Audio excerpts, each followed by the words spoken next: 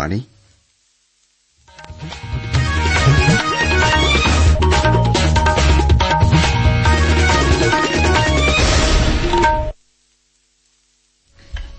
നമസ്കാരം. പ്രാദേശിക വാർത്തകൾ വായിക്കുന്നത് അനിൽ ചന്ദ്രൻ. പ്രധാന വാർത്തകൾ. 2 ദിവസത്തെ സന്ദർശനത്തിന് കുവൈറ്റിലെത്തിയ പ്രധാനമന്ത്രി നരേന്ദ്രമോദി ഇന്ന് കുവൈറ്റ് അമീറുമായും കിരീടാവകാശിയുമായും പ്രത്യേക കൂടിക്കാഴ്ച നടത്തും. സമ്പുഷ്ടീകരിച്ച അരിയുടെ ചരക്ക് സേവന നികുതി 5% കുറയ്ക്കാൻ ജിഎസ്ടി കൌൺസിൽ യോഗം തീരുമാനിച്ചു. തങ്കയങ്കി രഥഘോഷയാത്ര അല്പസമയത്തിനകം ആറന്മുള പാർത്ഥസാരഥി ക്ഷേത്രത്തിൽ നിന്ന് പുറപ്പെടും. ഐഎസ്എൽ ഫുട്ബോളിൽ ഇന്ന് കേരള ബ്ലാസ്റ്റേഴ്സ് മുഹമ്മദൻസ് എസ്സിയെ നേരിടും. വാർത്തകൾ വിശദമായി. 2 ദിവസത്തെ സന്ദർശനത്തിനായി കുവൈറ്റിലെത്തിയ പ്രധാനമന്ത്രി നരേന്ദ്രമോദി ഇന്ന് കുവൈറ്റ് അമീറുമായും കിരീടാവകാശിയുമായും പ്രത്യേക കൂടിക്കാഴ്ചകൾ നടത്തും. ബയാൻ കൊട്ടാരത്തിൽ ആചാരപരമായ ഗാർഡ് ഓഫ് ഓണർ സ്വീകരിക്കുന്ന പ്രധാനമന്ത്രി കുവൈറ്റ് പ്രധാനമന്ത്രിയുമായി പ്രതിനിധിതല ചർച്ചയും നടത്തും. Desk report. 43 വർഷത്തെ ഇടവേളയ്ക്ക് ശേഷമാണ് ഒരു ഇന്ത്യൻ പ്രധാനമന്ത്രി കുവൈറ്റ് സന്ദർശിക്കുന്നത്. കുവൈറ്റ് അമീർ ഷെയ്ഖ് മിഷാൽ അൽ അഹമ്മദ് അൽ ജാബർ അൽ സബാഹിന്റെ ക്ഷണപ്രകാരമാണ് സന്ദർശനം. ഇന്നലെ കുവൈറ്റ് സിറ്റിയിൽ ഹലാ മോദി പരിപാടിയിൽ ഇന്ത്യൻ പ്രവാസികളുടെ സമ്മേളനത്തെ പ്രധാനമന്ത്രി അഭിസംബോധന ചെയ്തു. അടുത്ത മാസത്തെ പ്രവാസി ഭാരതീയ ദിവസ് മഹാകുംഭമേള പരിപാടികളിൽ പങ്കെടുക്കാൻ അദ്ദേഹം പ്രവാസികളെ ക്ഷണിച്ചു. സാങ്കേതികവിദ്യ, അടിസ്ഥാന സൌകര്യം, സുസ്ഥിരത എന്നീ മേഖലകളിൽ ലോകത്തിന്റെ നൈപുണ്യ മൂലധനമായി മാറാൻ ആവശ്യമായ കഴിവ് ഇന്ത്യയ്ക്കുണ്ടെന്ന് പ്രധാനമന്ത്രി പറഞ്ഞു. 1500ഓളം ഇന്ത്യൻ തൊഴിലാളികൾ താമസിക്കുന്ന കുവൈറ്റിലെ മിന അബ്ദുള്ള ഏരിയയിലെ ലേബർ ക്യാമ്പ് സന്ദർശിച്ച് പ്രധാനമന്ത്രി തൊഴിലാളികളുമായി സംവദിച്ചു.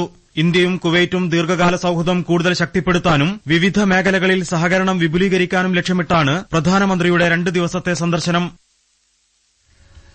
സമ്പുഷ്ടീകരിച്ച അരിയുടെ ചരക്ക് സേവന നികുതി 5% കുറയ്ക്കാൻ ഇന്നലെ രാജസ്ഥാനിലെ ജയ്സാൽമറിൽ ചേർന്ന ജിഎസ്ടി കൌൺസിൽ യോഗം തീരുമാനിച്ചു. പായ്ക്ക് ചെയ്തതും ലേബൽ പതിച്ചതുമായ ഇനങ്ങളെ സംബന്ധിച്ച നിർവചനത്തിൽ മാറ്റം വരുത്താനും യോഗം ശുപാർശ ചെയ്തതായി ധനമന്ത്രി നിർമ്മല സീതാരാമൻ വാർത്താസമ്മേളനത്തിൽ അറിയിച്ചു. ന്യൂസ് ഡെസ്കിൽ നിന്ന് കൂടുതൽ വിവരങ്ങൾ. ബാങ്കുകളുടെയും ബാങ്കിംഗ് ഇതര ധനകാര്യ സ്ഥാപനങ്ങളുടെയും പിഴത്തുകയിലും ലേറ്റ് ഫീയിലും ജിഎസ്ടി ചുമത്തേണ്ടതില്ലെന്നും തീരുമാനമായി. ജീൻ തെറാപ്പിക്കും ഇനി ജിഎസ്ടി ഉണ്ടാവില്ല. ദേശീയ നൈപുണ്യ വികസന കൌൺസിലിന്റെ പരിശീലന പങ്കാളികളിൽ നിന്നും ജിഎസ്ടി ഈടാക്കേണ്ടതില്ലെന്നും യോഗം തീരുമാനിച്ചു. ആരോഗ്യ ഇൻഷുറൻസിന്റെ ജിഎസ്ടി കുറയ്ക്കുന്ന കാര്യം പരിശോധിക്കാൻ മന്ത്രിതല സംഘത്തെ നിയോഗിക്കും. ഇ കൊമേഴ്സ് പ്ലാറ്റ്ഫോമുകൾ വഴി വാങ്ങുന്ന ഭക്ഷണത്തിന് ജിഎസ്ടി കുറയ്ക്കുന്ന കാര്യത്തിൽ തീരുമാനം നീട്ടിവച്ചതായും നിർമ്മല സീതാരാമൻ അറിയിച്ചു. മുഖ്യമന്ത്രിമാരും ഉപമുഖ്യമന്ത്രിമാരും ധനമന്ത്രിമാരും മറ്റ് ധനകാര്യ ഉദ്യോഗസ്ഥരും ജിഎസ്ടി കൌൺസിലിന്റെ 55ാമത് യോഗത്തിൽ പങ്കെടുത്തു. തീരുമാനങ്ങളിൽ വിജ്ഞാപനമിറക്കിയ ശേഷമായിരിക്കും പുതിയ നിരക്കുകളും ഇളവുകളും പ്രാബല്യത്തിൽ വരിക. കേന്ദ്ര മന്ത്രാലയങ്ങളിലും വകുപ്പുകളിലും നിയമനം നൽകുന്ന ദേശീയ റോസ്ഗാർ മേള നാളെ നടത്തും. റോസ്ഗാർ മേളയുടെ 14ാം പതിപ്പാണിത്. പ്രധാനമന്ത്രി നരേന്ദ്രമോദി രാവിലെ 10:00 ഉദ്യോഗാർത്ഥികൾക്ക് നിയമന ഉത്തരവുകൾ വെർച്വലായി കൈമാറും. സംസ്ഥാനങ്ങളിലും സിആർപിഎഫ്, പ്രൊവിഡന്റ് ഫണ്ട് എന്നിവയടക്കം വിഭാഗങ്ങളിലും മേളയുടെ ഭാഗമായി നിയമന ഉത്തരവുകൾ പൊതുചടങ്ങിൽ കൈമാറും. തിരുവനന്തപുരത്ത് കേന്ദ്ര ആഭ്യന്തര മന്ത്രാലയത്തിന്റെ ആഭിമുഖ്യത്തിൽ നാളെ രാവിലെ സംഘടിപ്പിക്കുന്ന തൊഴിൽമേളയിൽ കേന്ദ്ര സഹമന്ത്രി സുരേഷ് ഗോപി മുഖ്യാതിഥിയാകും. കേന്ദ്രത്തിന്റെ 100 ദിവസ ഊർജ്ജിത ക്ഷയരോഗ നിവാരണ പ്രചാരണവുമായി ബന്ധപ്പെട്ട് ആരോഗ്യമന്ത്രി ജെ.പി. നദ്ദ മുഖ്യമന്ത്രിമാരുമായും സംസ്ഥാന ആരോഗ്യമന്ത്രിമാരുമായും വെർച്വൽ യോഗം നടത്തി. പരിപാടി നിരീക്ഷിക്കണമെന്നും പുരോഗതി വിലയിരുത്തണമെന്നും നദ്ദ അവരോട് ആവശ്യപ്പെട്ടു.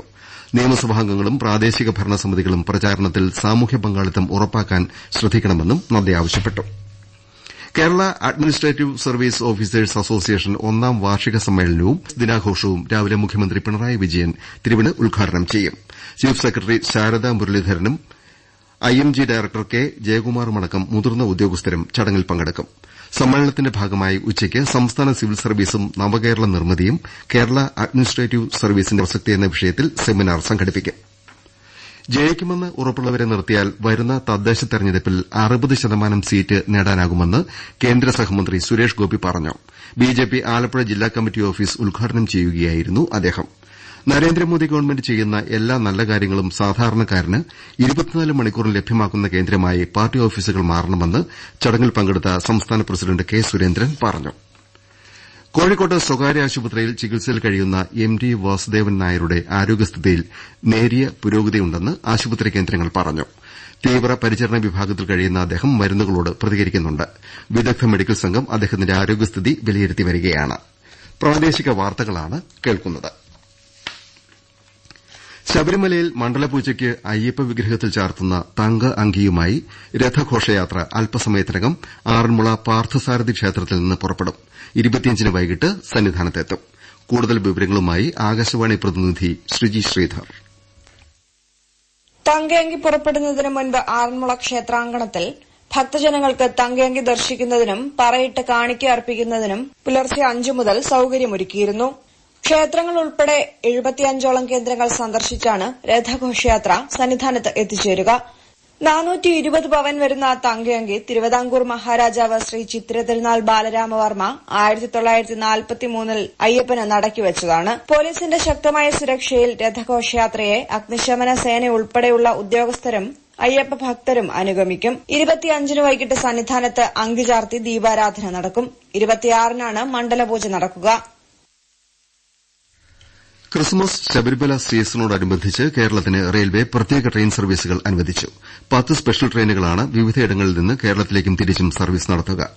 ശബരിമല തീർത്ഥാടകരുടെ സുഗമമായ യാത്രയ്ക്കായി കേരളത്തിലേക്കും തിരിച്ചും 416 പ്രത്യേക ട്രെയിൻ ട്രിപ്പുകളും പ്രഖ്യാപിച്ചിട്ടുണ്ട്. ശബരിമലയിൽ കാട്ടുപന്നി ആക്രമണത്തിൽ കുട്ടി അയ്യപ്പന് പരിക്കേറ്റു. ആലപ്പുഴ പഴവീട് സ്വദേശി ശ്രീഹരി എന്ന 9-കാരനാണ് മരക്കൂട്ടത്തിന് സമീപം കാട്ടുപന്നി ആക്രമണത്തിൽ പരിക്കേറ്റത്. ഐഎസ്എൽ ഫുട്ബോളിൽ ഇന്ന് കേരള ബ്ലാസ്റ്റേഴ്സ് മുഹമ്മദൻസ് എസ്സിയെ നേരിടും. വൈകിട്ട് 7:30-ക്ക് കൊച്ചിയിലാണ് മത്സരം. ഇന്നലെ മുംബൈ സിറ്റി എഫ്സിയും ഈസ്റ്റ് ബംഗാളും വിജയിച്ചു. കൊച്ചിയിൽ ഐഎസ്എൽ മത്സരത്തിന് എത്തുന്നവരുടെ സൌകര്യാർത്ഥം കൊച്ചി മെട്രോ സർവീസ് സമയം ദീർഘിപ്പിച്ചു. രാത്രി 9:30-ന് ശേഷം 11 മണിവരെ ജവഹർലാൽ നെഹ്റു സ്റ്റേഡിയത്തിൽ നിന്ന് 10 സർവീസുകൾ ആലുവയിലേക്കും തൃപ്പൂണിത്തുറയിലേക്കും ഉണ്ടാകുമെന്ന് കൊച്ചി മെട്രോ അറിയിച്ചു. ഐസിസി ചാമ്പ്യൻഷിപ്പ് ക്രിക്കറ്റ് 3 ഏകദിന പരമ്പരയിലെ ആദ്യ മത്സരത്തിൽ ഇന്ത്യൻ വനിതാ ക്രിക്കറ്റ് ടീം ഇന്ന് വെസ്റ്റിൻഡീസിനെ നേരിടും. ഉച്ചയ്ക്ക് 1:30-ന് വഡോദരയിലാണ്. കോലാലംപൂരിൽ അണ്ടർ 19 വനിതാ ട്വന്റി ഏഷ്യാകപ്പ് ക്രിക്കറ്റ് ഫൈനലിൽ ഇന്ത്യ അല്പസമയത്തിനകം ബംഗ്ലാദേശിനെ നേരിടും. ടൂർണമെന്റിൽ ഇതുവരെ തോൽവി അറിയാതെയാണ് നിക്കി പ്രസാദിന്റെ നേതൃത്വത്തിൽ ഇന്ത്യൻ സംഘം ഫൈനലിലെത്തിയത്. കോഴിക്കോട് ജില്ലാ കേരളോത്സവം 2024 കായിക മത്സരങ്ങൾ ഇന്ന് മെഡിക്കൽ കോളേജ് സിന്തറ്റിക് ട്രാക്ക് ഗ്രൌണ്ടിൽ മന്ത്രി പി എ മുഹമ്മദ് റിയാസ് ഉദ്ഘാടനം ചെയ്യും. മത്സരങ്ങൾ 27 വരെ തുടരും. നടിയെ ആക്രമിച്ച കേസിൽ തുറന്ന കോടതിയിൽ വാദം കേൾക്കണമെന്ന ഹർജി എറണാകുളം പ്രിൻസിപ്പൽ സെഷൻസ് കോടതി തള്ളി. ആക്രമണത്തിനിരയായ നടിയാണ് ഈ ആവശ്യമുന്നയിച്ച് കോടതിയെ സമീപിച്ചത്. വിചാരണയുമായി ബന്ധപ്പെട്ട് തെറ്റായ വിവരങ്ങൾ പ്രചരിക്കുന്നുണ്ടെന്നും തുറന്ന കോടതിയിൽ വാദം കേൾക്കുന്നതിൽ എതിർപ്പില്ലെന്നും കാണിച്ചായിരുന്നു നടിയുടെ ഹർജി. തൊടുപുഴ മുട്ടം അരുവിക്കുത്ത് വെള്ളച്ചാട്ടത്തിൽ 2 വിദ്യാർത്ഥികൾ മുങ്ങിമരിച്ചു. ഇടുക്കി മുരിക്കാശ്ശേരിയിലെ ഡോണൽ ഷാജി, സുഹൃത്ത് കൊല്ലം സ്വദേശി അക്സ റിജി എന്നിവരാണ് മരിച്ചത്. മുട്ടം എഞ്ചിനീയറിംഗ് കോളേജിലെ വിദ്യാർത്ഥികളാണ് മരിച്ച 2 പേരും. തളിപ്പറമ്പ് നഗരസഭയിൽ മഞ്ഞപ്പിത്തം വ്യാപിക്കുന്ന സാഹചര്യത്തിൽ കണ്ണൂർ ജില്ലയിലെ എല്ലാ നഗരങ്ങളിലും കുടിവെള്ള സ്രോതസ്സുകളെക്കുറിച്ച് അന്വേഷിക്കാൻ ആരോഗ്യവകുപ്പ് തീരുമാനിച്ചു.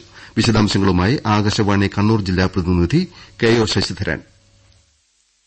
നഗരങ്ങളിലെ നീർച്ചാലുകൾക്കും തോടുകൾക്കും സമീപത്തെ കിണറുകൾ ഉൾപ്പെടെയുള്ള കുടിവെള്ള സ്രോതസ്സുകളിലെ വെള്ളം കുടിക്കാൻ യോഗ്യമാണോ എന്ന് പരിശോധിക്കും. അത്തരം കുടിവെള്ള സ്രോതസ്സുകളുടെ ശുദ്ധീകരണത്തിനായി ബന്ധപ്പെട്ടവർക്ക് നിർദ്ദേശം നൽകാനും തീരുമാനിച്ചിട്ടുണ്ട്. ജില്ലയിൽ മഞ്ഞപ്പിത്ത ബോധവൽക്കരണത്തിനായി ആരോഗ്യവകുപ്പ് നടപ്പിലാക്കുന്ന തെളിച്ചം ക്യാമ്പയിൻ വിപുലമാക്കും. പച്ചവെള്ളം കുടിക്കുന്ന ശീലം മാറ്റാൻ പച്ചയിൽ നിന്ന് മഞ്ഞയാകാൻ അധികം സമയം വേണ്ട എന്ന പ്രചരണ പരിപാടി നടപ്പിലാക്കും. കടകളിൽ നിന്നും മറ്റും ലൈം ജ്യൂസ്, ഐസ് എന്നീ പാനീയങ്ങൾ ഉണ്ടാക്കുന്നത് തിളപ്പിച്ചാറ്റിയ വെള്ളത്തിലോ B+ അൾട്രാ വയലറ്റ് ഫിൽറ്റർ വെള്ളത്തിലോ ആയിരിക്കണം. ഹോട്ടലുകളിൽ നിന്ന് ഭക്ഷണത്തോടൊപ്പം നൽകുന്ന കുടിവെള്ളത്തിൽ ചൂട് ശമിപ്പിക്കാൻ പച്ചവെള്ളം കലർത്തുന്നത് കർശനമായി വിലക്കും. മഞ്ഞപ്പിത്ത പരിശോധനയുമായി ബന്ധപ്പെട്ട അന്വേഷണത്തിൽ ജില്ലയിലെ വീടുകളിലെ നല്ലൊരു ശതമാനം കിണറുകളും ഈക്കോളി ബാക്ടീരിയ മൂലം മലിനമാണെന്ന് കണ്ടെത്തിയിട്ടുണ്ട്. കിണർവെള്ളം പരിശോധിച്ച് ഈക്കോളി സാന്നിധ്യമില്ല എന്ന് ഉറപ്പാക്കാൻ എല്ലാവരും തയ്യാറാകണമെന്നും ജില്ലാ ആരോഗ്യവകുപ്പ് നിർദ്ദേശിച്ചു. കണ്ണൂർ സാഹിത്യോത്സവം ഇന്ന് സമാപിക്കും. രാവിലെ കേരളത്തിന്റെ ശബ്ദകല എന്ന വിഷയത്തിൽ സംവാദം ഉണ്ടായിരിക്കും. ബ്രെയിൽ ലിപിയുടെ ഉപജ്ഞാതാവ് ലൂയി ബ്രെയിലിന്റെ ജന്മദിനത്തോടനുബന്ധിച്ച് Kerala federation of the blind Kozhikode ജില്ലാ കമ്മിറ്റി ഇന്ന് സംസ്ഥാനതല ബ്രെയിൽ എഴുത്ത് വായനാ മത്സരം സംഘടിപ്പിക്കും. രാവിലെ കോഴിക്കോട് മീഞ്ചന്ത ഗവൺമെന്റ് വൊക്കേഷണൽ ഹയർ സെക്കൻഡറി സ്കൂളിലാണ് പരിപാടി. പ്രധാന വാർത്തകൾ വീണ്ടും. 2 ദിവസത്തെ സന്ദർശനത്തിന് കുവൈറ്റിലെത്തിയ പ്രധാനമന്ത്രി നരേന്ദ്രമോദി ഇന്ന് കുവൈറ്റ് അമീറുമായും കിരീടാവകാശിയുമായും പ്രത്യേക കൂടിക്കാഴ്ച നടത്തും. സമ്പുഷ്ടീകരിച്ച അരിയുടെ ചരക്ക് സേവന നികുതി 5% കുറയ്ക്കാൻ GST കൌൺസിൽ യോഗം തീരുമാനിച്ചു. തങ്കയങ്കി രഥഘോഷയാത്ര അല്പസമയത്തിനകം ആറന്മുള പാർത്ഥസാരഥി ക്ഷേത്രത്തിൽ നിന്ന് പുറപ്പെടും. ഐഎസ്എൽ ഫുട്ബോളിൽ ഇന്ന് കേരള ബ്ലാസ്റ്റേഴ്സ് മുഹമ്മദൻസ് എസ്സിയെ നേരിടും. പ്രാദേശിക വാർത്തകൾ കഴിഞ്ഞു. അടുത്ത വാർത്താ ബുള്ളറ്റിൻ